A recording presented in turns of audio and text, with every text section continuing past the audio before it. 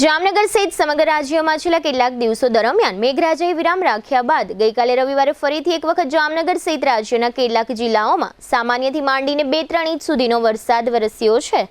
જોકે વલસાડમાં 4 કલાકમાં 4 ઇંચ વરસાદ નોંધાયો હતો। જામનગર શહેરની વાત કરીએ તો ગઈકાલે રવિવારે બપોરે 2 વાગ્યાથી રાત્રિના 8 વાગ્યા સુધીમાં કટકે આશરે 1.5 ઇંચથી વધુ જેટલો વરસાદ વરસી ગયો હતો, જેને કારણે શહેરના કેટલાક વિસ્તારોમાં સામાન્ય પાણી પણ ભરાયા હતા।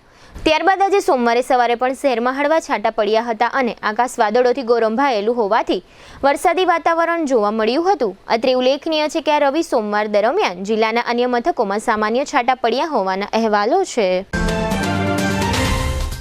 દુખાવાથી પીડાતા દર્દીઓ માટે જામનગરમાં ફ્રી ડેમો નમ્રતા વેલનેસ સેન્ટર।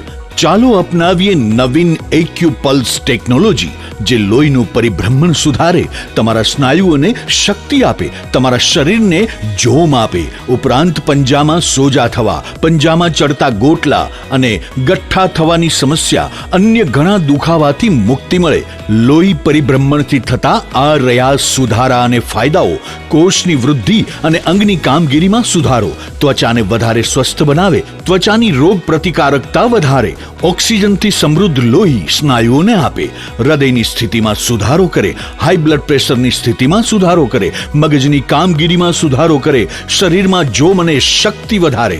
નબળા રક્ત પરિભ્રમણને પરિણામે અનેક દર્દો આવે છે, જેવા કે ગઠ્ઠા થવા, સોજો ચડવો, તાણ, પગના તળિયામાં જણજણાટી, સાંધાનો લાંબા સમય સુધી દુખાવો, સ્નાયુઓ ખેંચાવા, ગોટલામાં દુખાવો।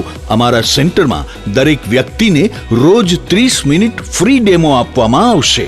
આ સેન્ટરમાં ફ્રી ડેમોનો લાભ લઈ દુખાવાના દર્દથી મુક્તિ મેળવો।